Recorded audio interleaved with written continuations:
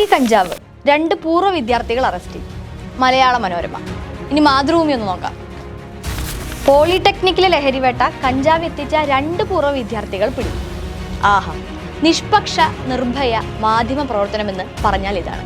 Kalamassery polytechnic കോളേജിൽ കഞ്ചാവ് എത്തിച്ചതിൽ 2 പേരെ പിടികൂടിയപ്പോൾ മനോരമയും മാതൃഭൂമിയും നൽകിയ വാർത്ത ഇതാണ്. വെറും പൂർവ്വ വിദ്യാർത്ഥികളാണത്രേ പിടിയിലായവർ എന്നല്ലേ വായിക്കുന്നവർക്ക് തോന്നും. ഈ പൂർവ്വ വിദ്യാർത്ഥികളുടെ രാഷ്ട്രീയ ബന്ധമല്ലേ മാധ്യമങ്ങളെ നിങ്ങളുടെ ഉൾപ്പെടെ റിപ്പോർട്ടർമാരുടെ മുന്നിൽ വാർത്താ സമ്മേളനം നടത്തി SFI ഭാരവാഹികൾ തെളിവ് സഹിതം പുറത്തുവിട്ടത്. ലഹരി മാഫിയ സംഘത്തിലെ മുഖ്യ കണ്ണിയായ പിടിയിലായ ഷാലിം KSUവിന്റെ യൂണിറ്റ് സെക്രട്ടറി ആയിരുന്നു. എന്തിനേറെ, കളമശ്ശേരി പോളിയിൽ KSU മെമ്പർഷിപ്പ് ഉദ്ഘാടനം ചെയ്തതും ഇയാൾ തന്നെ. കൂടെ പിടിയിലായ ആഷിഖും KSU പ്രവർത്തകൻ തന്നെ.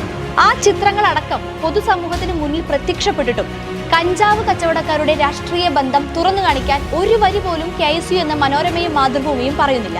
വലതുപക്ഷത്തെയും അതിലെ ക്രിമിനലുകളെയും എത്ര നാൾ നിങ്ങൾ ഇങ്ങനെ കാലുകഴുകി സുഖിപ്പിക്കും മാധ്യമങ്ങളെ?